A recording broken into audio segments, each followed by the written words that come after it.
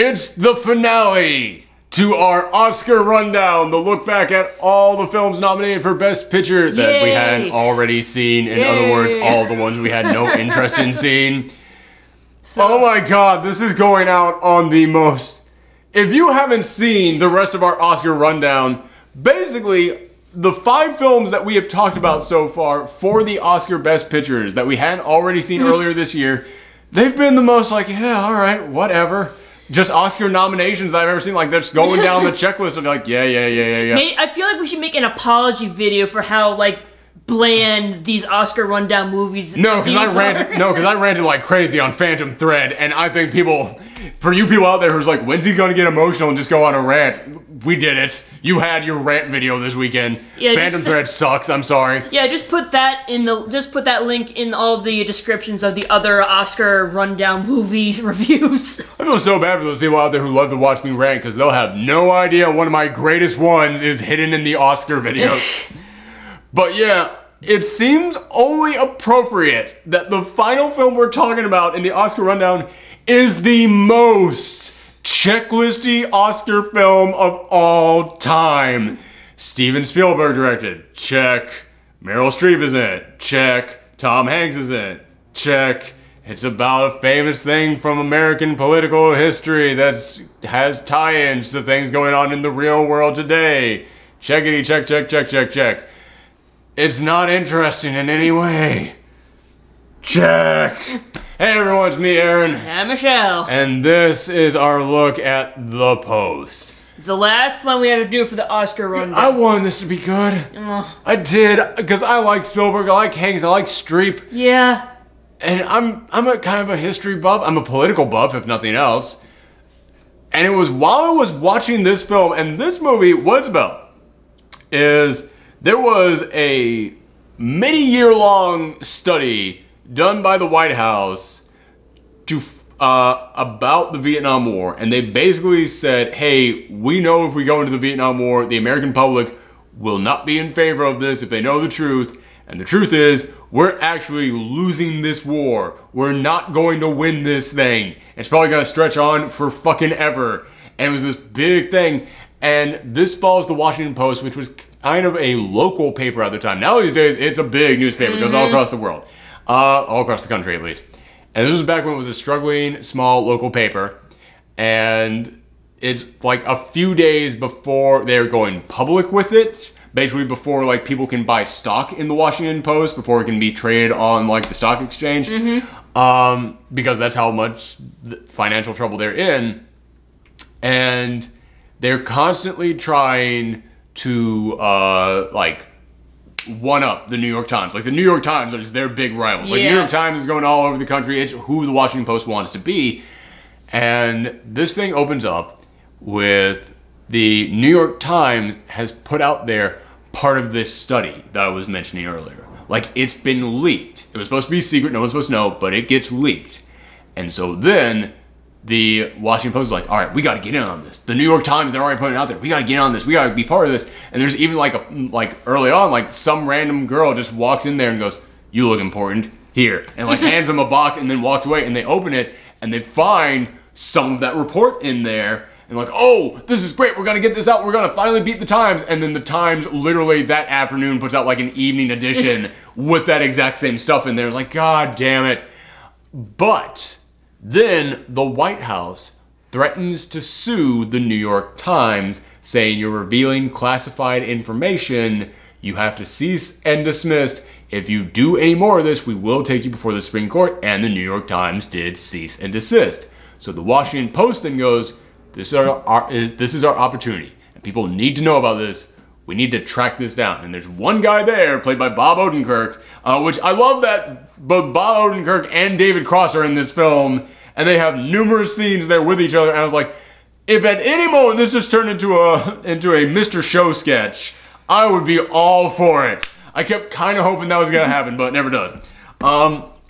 But Bob Odenkirk, he's got connections. That's one of the unique things about the people working on the Washington Post in this film, is that because they're in Washington, they kind of have connections to the people who they're making the stories about. In fact, there's one moment in here in which Meryl Streep, who she's the one who runs the company, but no one ever treats her with any respect because the company was owned by her father, and then her father gave it to her husband, and then when her husband died, then she finally got control of it.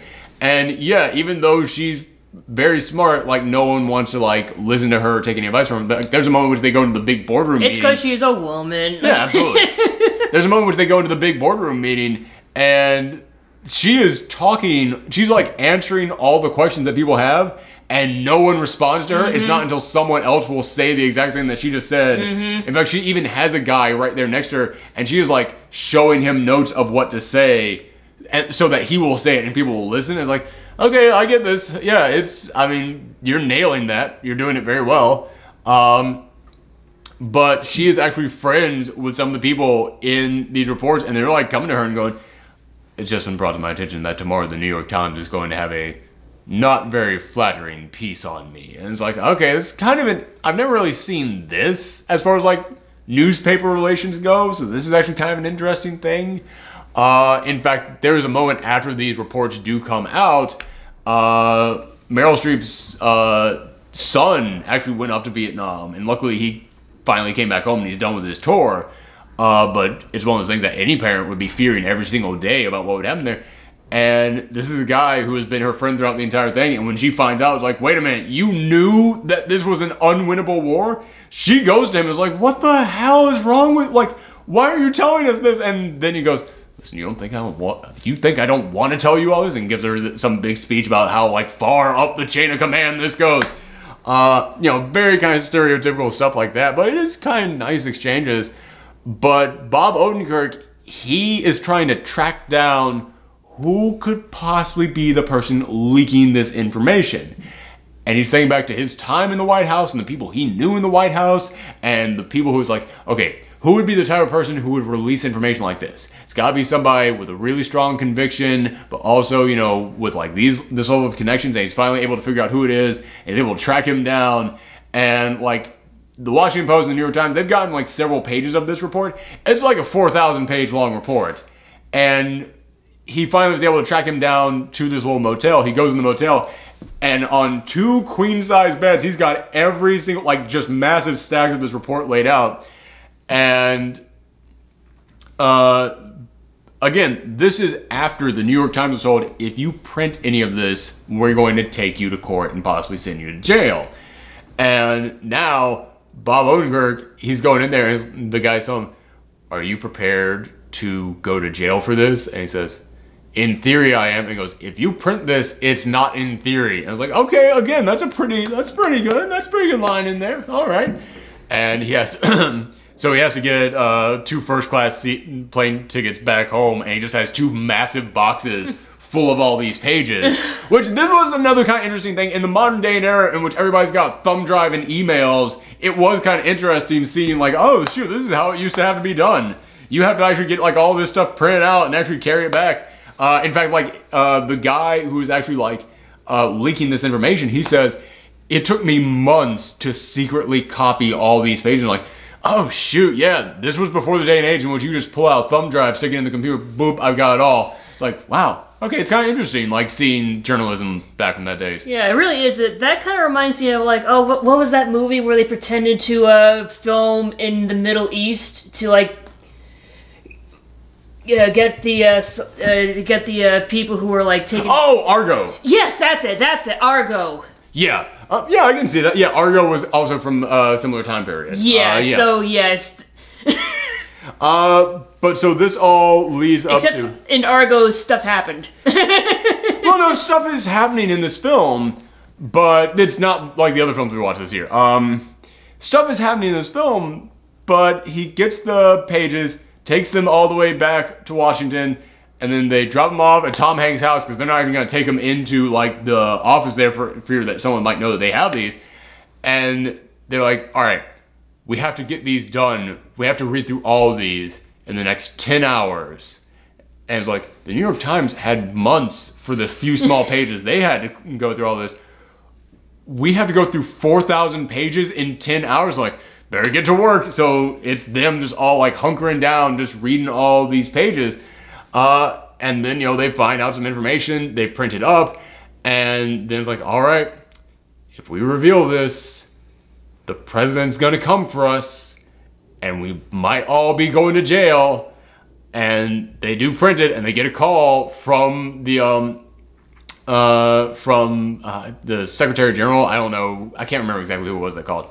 But they get a call and go, we would like to request that you do not print any further pages and you return all the information that you have.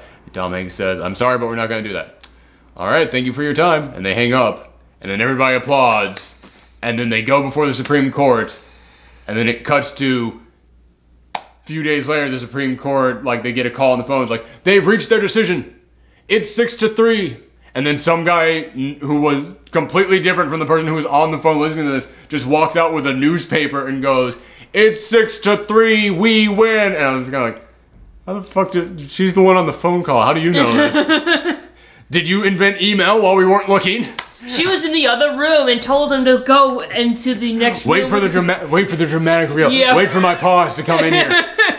Oh, and that's kind of getting into my problems here, but yeah, he goes, okay, 6-3, we win. Okay, all right, so that's basically the entire film. And yeah, here's my problems with it. Well, no, let me start with the positives. Meryl Streep is good, Tom Hanks is good, everybody's good in this. Yeah, everybody's a good actor. Hooray for them. And Spielberg is a good director. Yeah, of course. There's actually some amazing shots in this film that I think are, like, I heard one critic describe them as paintings that came to life. I was like, yeah, okay, I can understand that. Yeah, there are some amazing shots in here. Just amazing framing to people. Like, whenever they have to go through the Washington Post building, that camera is zooming in, like, amazing ways. Like, there was one shot that I was just really impressed with because of just a small thing in which you had Hanks and Bob Odenkirk just walking, but there were desks in front of them here, and they were walking here, and the camera was on the other side of the desk, just going around that. And then finally there comes a point in which the camera turns around one of the desks to go between two desks to go into the same aisle as Hanks and Odenkirk. And when it goes down the aisle, there's a guy smoking a cigarette, and he takes the cigarette like right out of his mouth as it passes him, just to like draw that attention to people are moving, people, like, this is a living, breathing room. Like, the timing on that one thing, it's such a small thing, but I really dug it. That's the kind of stuff that Spielberg can do. He can do, like, really small things like that that just can completely impress you. Or, like, when the lady came in and just dropped off the box of, like, random pages to him, the guy picks it up, he runs over to Hanks, but Hanks is in a meeting with Odenkirk and Cross, and then goes, not now. And so then he runs into the next room over and shows him to this guy, and he looks at him and goes, where did you get these? He goes, it was just dropped off on my desk. And then he picks up and he's got a backdoor entrance into Hank's room, so then they go into Hank's room. This is all one cut. Like, following this guy through the newsroom, up to there, goes in the next room, goes through the hidden door into Hanks's room, and then the camera just like comes over and just parks as everybody's just like perfectly placed around this to like fully fill up like the entire room that is being shot. And then like they all have a big conversation, all still one cut, and they ask him, what kind of girl came in here and gave you this information? He goes, I don't know, just some girl. She was wearing this a skirt that looked like this thing. And he keeps going through this long description of what she looks like, and they stopped listening to him long ago. Like, the second he goes, I don't know, they return to their normal conversation, but he keeps talking.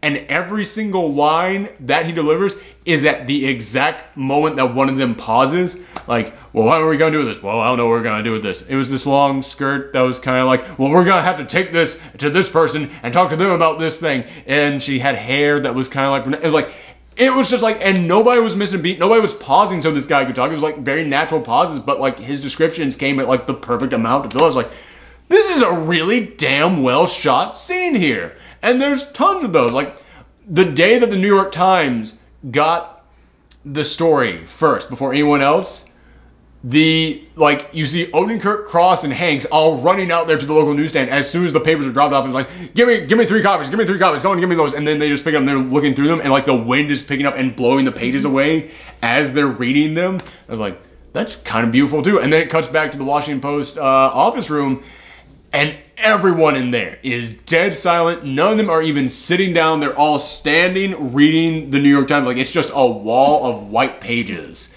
in there. Like, there's a damn good shot in here. Like, yeah, Spielberg still knows what he's doing. Here's where we get into the problems with this film, though. The problem with this film is that I have seen so many films about the Nixon administration, and this is probably the least interesting one among them, because, like, okay, this report is very important. These are the guys who got it second. And all I can think is, I want to know the story of what happened with the New York Times. They got it first. What's going on with them? But I understand why this is the story being told, because the Times chickened out, and these were the guys who didn't chicken out. But they never met. It seems like the last act of this film is the really fascinating part. Like, they spent all this time going into how they got the pages, how they found it, all this, like having to track all this down.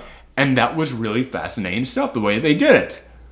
But when it gets to the point where they publish it, and they're going to have to go before the Supreme Court, and the president is now going to come after them, bing, bang, boom, it is all done. That was it.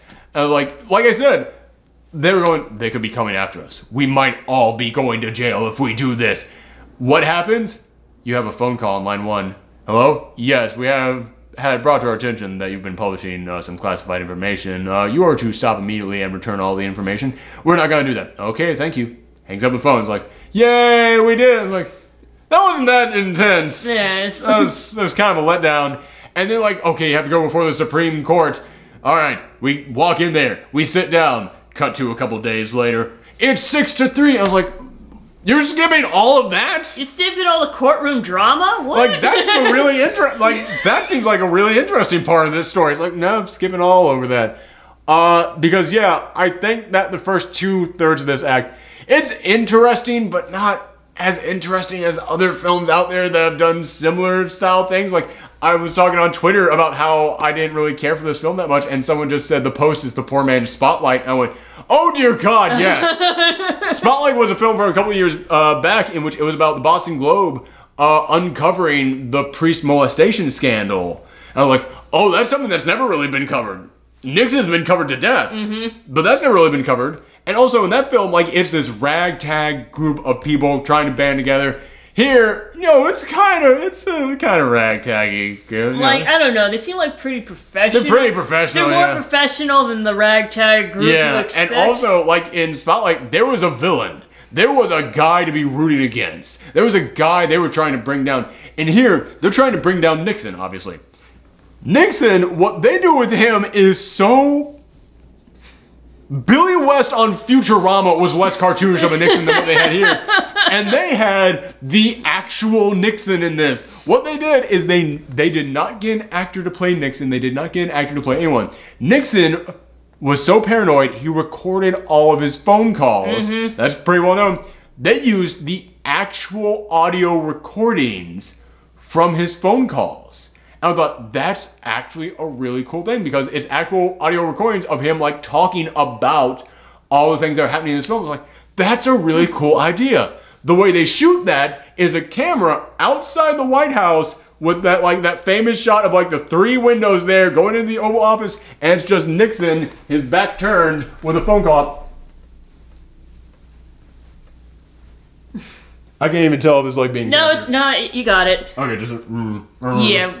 Yeah, that's it. That is the entire, and like, he's like, I'm way up here in front of the camera, but he's way like about this big in frame, and just, he's non-stop doing this with every single line that he says. I was like, dude, you took actual conversations, actual things that happened, and made it seem like a puppet show. Like, yeah, man, it was lame.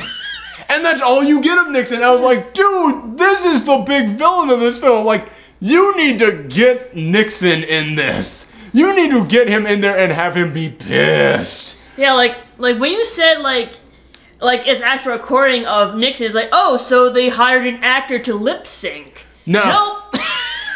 They hired a stand-in who, from the back, kind of looks like Nixon, to just stand there. And I mean, it is just...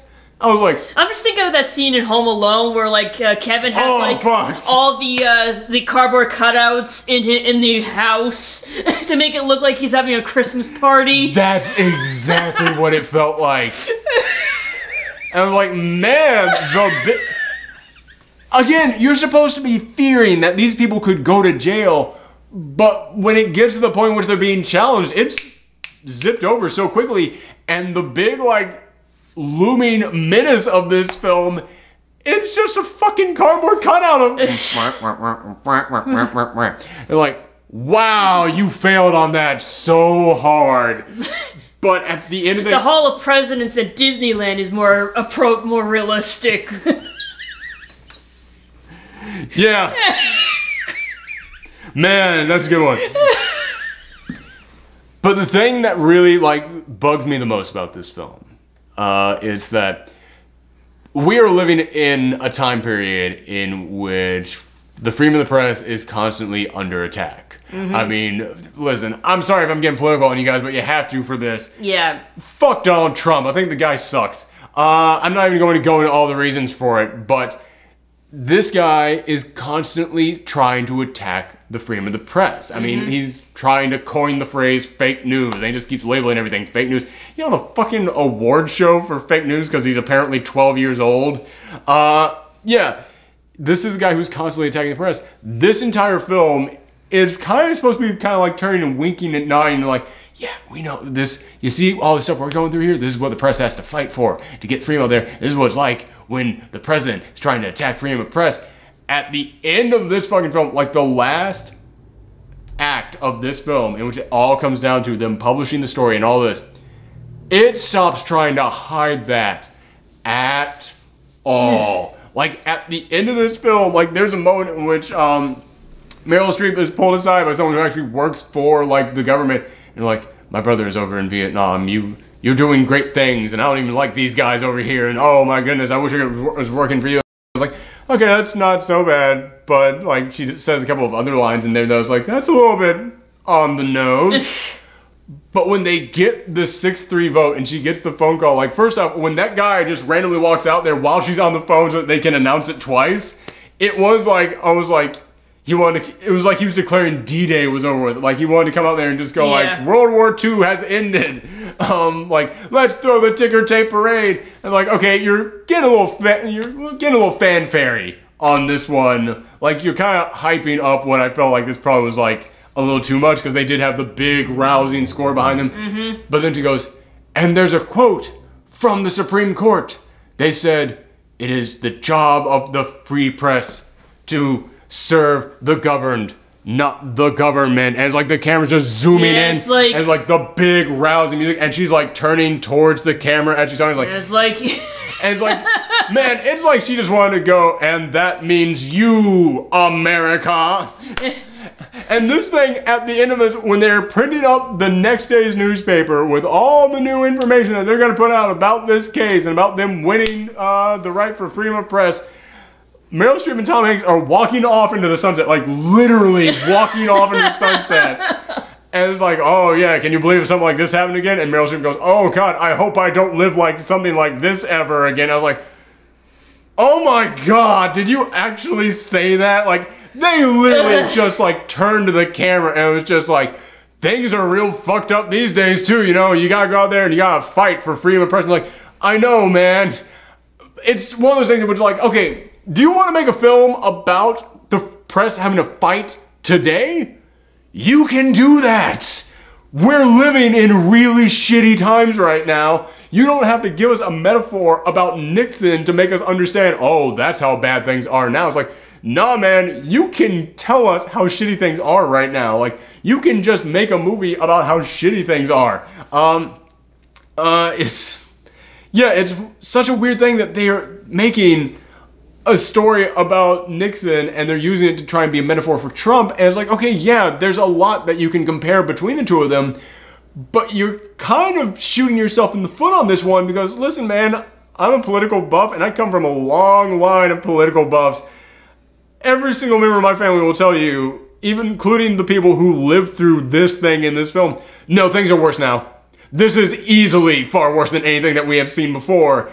So when you're coming in here, it's like, yeah, man, we fought then, so you need to fight now. It's like, this is so much worse. Make the movie about now. Don't give me your pan. Like, this is really like someone going, oh man, I remember that time that I broke my arm, and I got through that. So you can get through having your leg chopped off. It's like, not even close to being the same thing. It's like, I'm kind of wondering if, like, they don't have the balls to do... Well, it's still new. It's still, like, so... Oh, God, fuck. Yeah, it's still so new that I don't think that there was time for it. I guess so. Yeah, like, remember, they probably filmed this thing, like, back in March. So they March, April, June, in order to get out for a December release.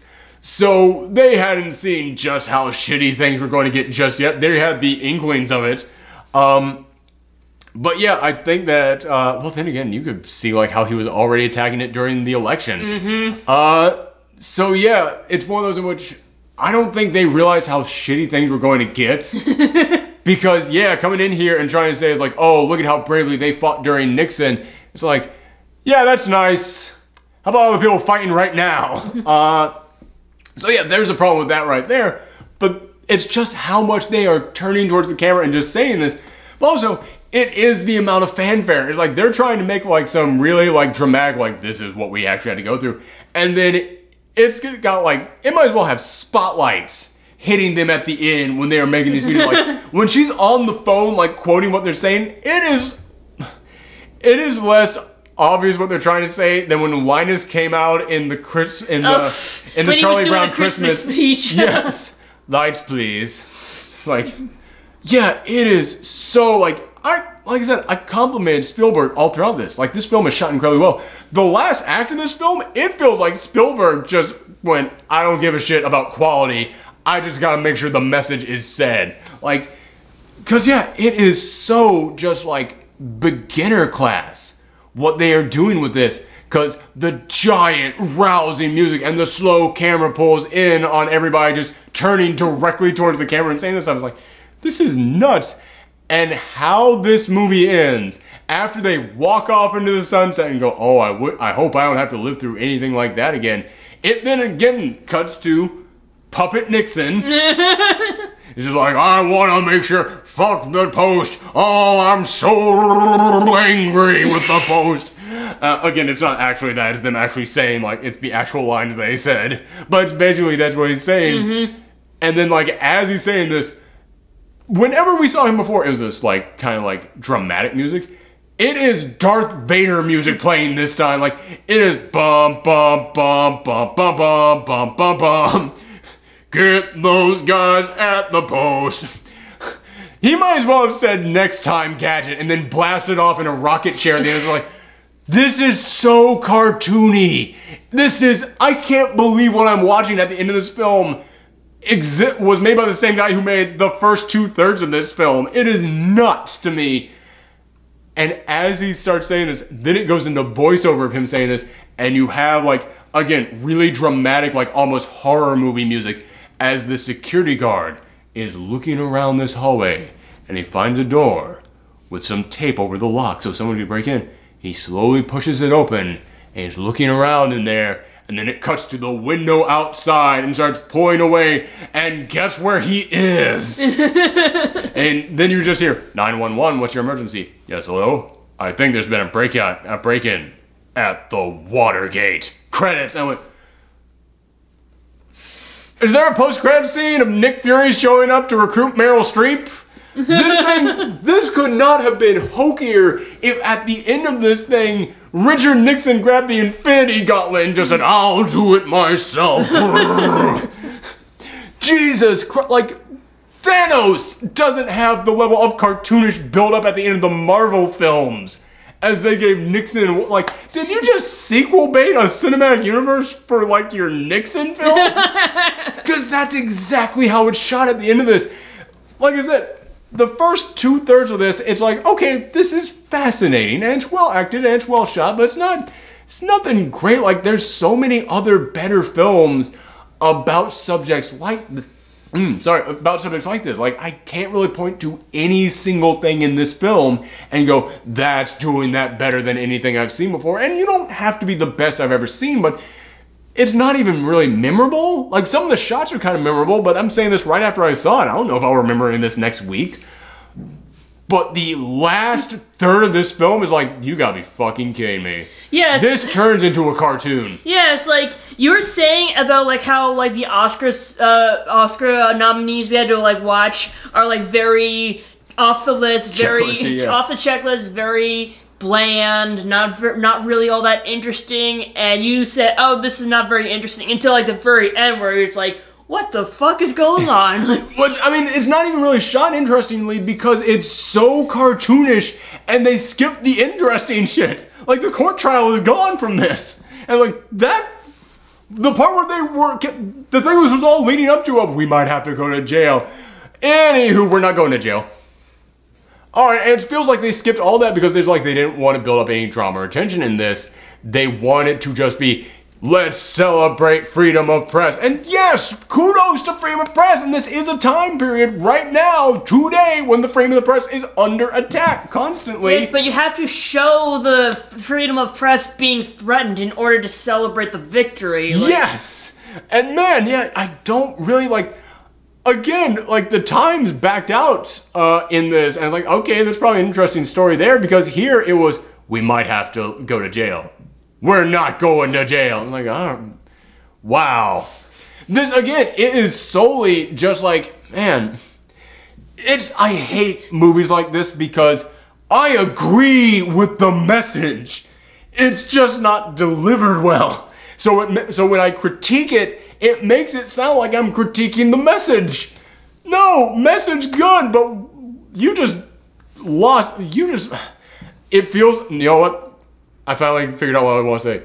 It feels like the last third of this, when it's getting to the message about the importance of the freedom of the press, it doesn't feel like he's making a movie anymore. It feels like he's taking the victory lap. It feels like the last third of this film is Steven Spielberg riding around with a big flag that says freedom of press, like, yeah, we did it! We saved America! And it's like, you still have to make a movie, you know that, right? You have to finish this film, right? And just... Again, the very end of this film, in which I'm just looking there like, who the fuck thought this is how you go out on this movie? Like, literally walking into the sunset going, I hope I don't live through something like that again. Womp womp. And then it, like, cuts to, like, the Futurama episode of Nixon with his robot suit. It's like, oh no, here we go again. Nixon's back. Nixon with charisma? My God, I could rule the universe. It's fucking sad when Futurama does a better job of critiquing Nixon than this. Actually, you know what's really sad? It's sad when I was comparing how they end this to like how a Marvel Stinger ends. It's sad when the last Marvel superhero film did a better job of delivering a political message than the Spielberg-Nixon film. A superhero film about a fictional country did a better job of talking about, like, political issues in the real world than Spielberg did talking about an actual president who did shit similar to what our own horrible president is currently doing.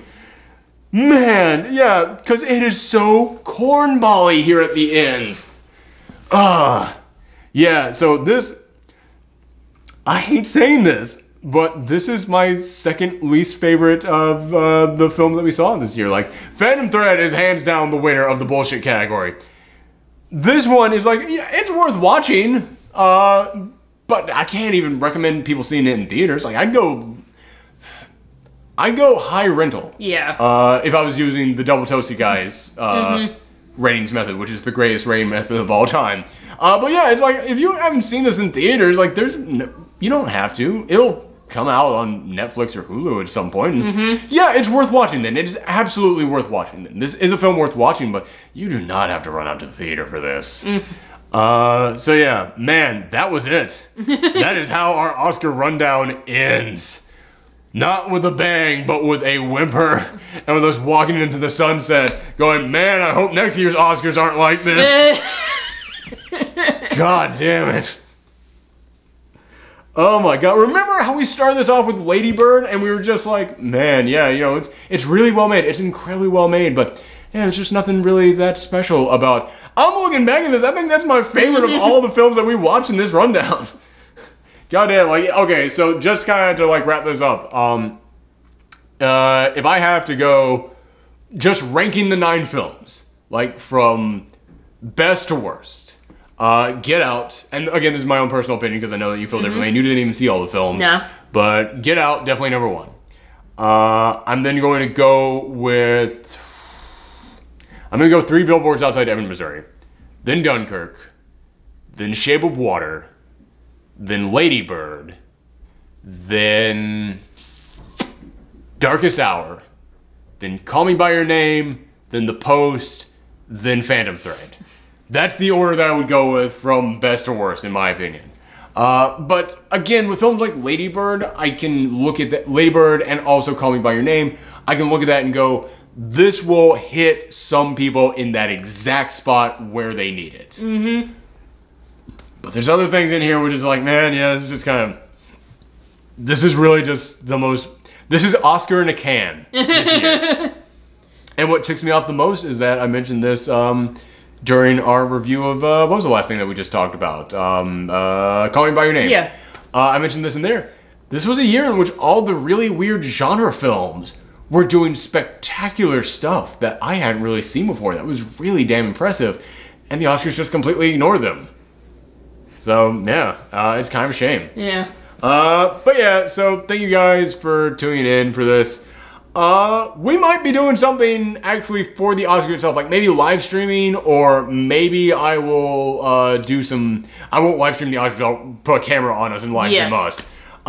But maybe like I'll live stream that on Twitch, or maybe like on Twitch as soon as it's over with, we'll come in and do like our post reaction to it. Or maybe last year we actually did a post-geek out reaction for the Oscars itself, but that's because the way the Oscars ended last year was fucking amazing. Yes. So unless we're not getting that again unless the winner this year is Phantom Thread, and then someone comes out and goes, this was a mistake, Get Out actually won. Unless that happens, I don't really see a point to it. But you know what? You guys really enjoyed that we did last year, so we might come in and do it again. Or like maybe like you can like stream us on Twitch and then like have that put that on YouTube. Yeah, I've been meaning to try that out. Yeah. So yeah, tell you what, if you guys aren't following me on Twitter by now, follow me on Twitter at twitter.com/ProfessorThorgy. I will announce tonight in a couple hours what we plan on doing for the Oscars. But thank you guys for tuning in. Come back next time. Bye. Bye.